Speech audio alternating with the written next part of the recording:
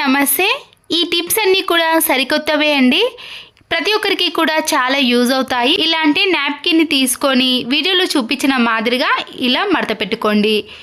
మనము వాష్రూమ్లో ఏదైనా హ్యాంగర్కి కానీ మేకు కానీ ఈ టవల్ని ఇలా హ్యాంగర్ మధ్యలో నుంచి తీసి అది ఊడిపోకుండా ఉండటానికి ఒక రబ్బర్ బ్యాండ్ని వేసేయండి.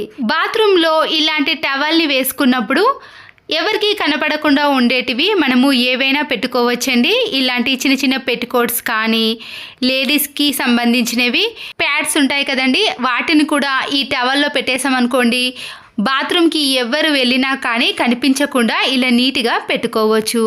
మనకి కావలసినప్పుడు ఈ టవల్ని పెట్టేసుకొని అవసరం లేనప్పుడు మళ్ళీ ఈ టవల్ని తీసేయచ్చు.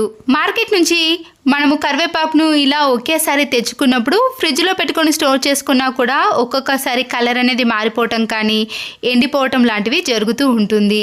ఈ కరివేపాకును నీటితో శుభ్రంగా కడిగి కొద్దిసేపు ఆరబెట్టుకున్నాక ఇలాంటి ఆయిల్ ప్యాకెట్స్ ఉంటాయి కదండి, ఆయిల్ అంతా వేసిన తర్వాత ప్యాకెట్ వేస్ట్ అని పడేస్తాం, కానీ అందులో ఎంతో కొంత ఆయిల్ అనేది ఉంటుంది.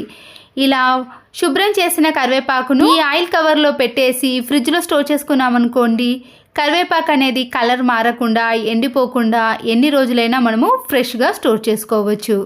సమ్మర్లో మల్లెపూలు ఎక్కువగా వస్తాయి కదా, వీటిని ఫ్రిడ్జ్లో తెచ్చుకొని అలాగే పెట్టేసామనుకోండి, ఈ మల్లెపూలకు తడి ఎక్కువగా ఉండటం వలన త్వరగా వాడిపోతూ ఉంటాయండి. చూసారు కదండి, 1 డేకే ఇలా మల్లెపూలు అనేవి పూర్తిగా వాడిపోతున్నాయి. స్టీల్ బాక్స్ని కానీ లేదా ఏదైనా ప్లాస్టిక్ బాక్స్ని తీసుకొని ఈ మల్లెపూలన్నిటిని కూడా ఈ బాక్స్లో వేసుకున్నాక టిష్యూ పేపర్ని కాకుండా మన ఇంట్లో ఇలాంటి చిన్న స్పాంజ్ ఉంటుంది కదండి, ఆ స్పాంజ్ని ఇందులో వేసి క్యాప్ని పెట్టేసి ఫ్రిడ్జ్లో స్టోర్ చేసుకున్నామనుకోండి, పూలలో ఉండే తడినంతా కూడా ఈ స్పాంజ్ అనేది పీల్చేస్తుంది. కాబట్టి ఎన్ని రోజులు ఫ్రిడ్జ్లో స్టోర్ చేసుకున్నా కూడా పువ్వులు అనేవి వాడిపోకుండా చాలా రోజుల పాటు ఫ్రెష్గా ఉంటాయి. పిల్లల కూల్ డ్రింక్ బాటిల్స్ కానీ వాటర్ బాటిల్స్ని మనము క్లీన్ చేయడానికి నిమ్మ తొక్కను ఈ వాటర్ బాటిల్లో వేసి క్లీన్ చేస్తూ ఉంటాం. ఒక్కొక్కసారి ఆ నిమ్మ తొక్క అనేది ఈ వాటర్ బాటిల్ నుంచి రాకుండా ఉంటుందండి. మనము ఎంత ట్రై చేసినా రానప్పుడు ఒక చిన్న టిప్ని చూపిస్తున్నాను. ఏదైనా ప్లాస్టిక్ కవర్ ఉంటుంది కదండి, ఆ కవర్ని ఇలా రౌండ్గా మలుచుకొని అడుగు భాగాన్ని ఈ వాటర్ బాటిల్లో కింది వైపున పంపించాలి. ఇలా పంపించేసిన తర్వాత పైన ఓపెన్ ఉంటుంది కదండి, దాన్ని మనము నోరుతో గట్టిగా ఊదాలి. బెలూన్ని ఎలా ఊదుతామో అలా ఊదేసామనుకోండి, అప్పుడు ఈ కవర్ అనేది ఇలా గాలి నిండినప్పుడు ఆ కవర్ అనేది బాటిల్ మొత్తం స్ప్రెడ్ అయ్యి అక్కడ ఉన్న నిమ్మ తొక్కను చాలా ఈజీగా ఈ కవర్ సహాయంతో తీసేయచ్చు.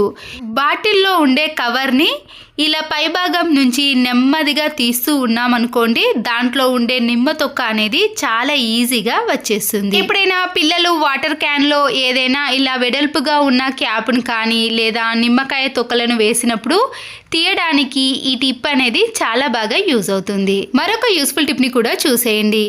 పిండి కానీ రవ్వ కానీ ఏదైనా పురుగు పట్టినప్పుడు మనము ఇలా ఒక గిన్నెలోకి వేసుకొని జల్లెడ పట్టుకున్నప్పుడు అది అంచుల వెంబడి అంతా కూడా పిండి పక్కన పడి వేస్ట్ అయిపోతూ ఉంటుంది. అంతేకాకుండా మళ్ళీ ఇలా పక్కన పడిన పిండిని కూడా క్లీన్ చేయాల్సిన పని కూడా ఉంటుంది. ఇలా మనము ఏదైనా జల్లెడ పట్టుకోవాలి అన్నప్పుడు వేస్ట్ కాకుండా ఉండాలంటే ఒక గ్లాస్లో పిండిని కానీ మనము జల్లెడ పట్టుకున్న దాన్ని వేసి ఇలా రివర్స్లో పెట్టి ఆ తర్వాత గ్లాస్ని పైకి పెట్టి మనము ఇలా రౌండ్గా తిప్పేసామనుకోండి, పక్కన అస్సలకే ఈ పిండి అనేది పడకుండా ఆ గిన్నెలో మాత్రమే పడుతుంది. అప్పుడు జల్లెడ పట్టడం కూడా మనకి చాలా ఈజీగా అయిపోతుంది. ఇలా మిగిలిన వేస్టేజ్ని అంతా కూడా డస్ట్బిన్లో పడేసామనుకోండి, మన పని అనేది చాలా ఈజీగా సులువుగా అయిపోతుంది. ఆఫీస్కి వెళ్ళేవారు కానీ స్కూల్కి వెళ్ళే పిల్లలు షూస్ని ఎక్కువగా వాడినప్పుడు షూస్లో నుంచి బ్యాడ్ స్మెల్ అనేది వస్తూ ఉంటుంది. రోజంతా వాడినా కానీ షూస్లో నుంచి బ్యాడ్ స్మెల్ రాకుండా ఉండాలంటే షూస్ లోపల ఉండే ఈ క్లాత్కి మనము ప్రతిరోజు సాక్స్ను మార్చుకుంటూ వేసామనుకోండి, తర్వాత షూస్ లోపల నుంచి మళ్ళీ సాక్స్ని తీసి వాష్ చేసామనుకోండి, షూస్లో నుంచి బ్యాడ్ స్మెల్ అనేది అస్సలకే రాదు. అంతే కదండి, పాదాలకు కూడా మంచి కంఫర్ట్ అనేది వస్తుంది. మన ఇంట్లో ఇలాంటి చిల్లుల గరిట ఉన్నప్పుడు కరివేపాకుని కానీ కొత్తిమీరని కానీ పుదీనాని కానీ ఇలా ఈజీగా ఎన్ని రెమ్మలైనా ఒలిచేయొచ్చండి. పిల్లలకు కూడా చెప్పేసామనుకోండి, వాళ్ళు కూడా ఆడుతూ పాడుతూ ఈ పనిని చేసేస్తారు.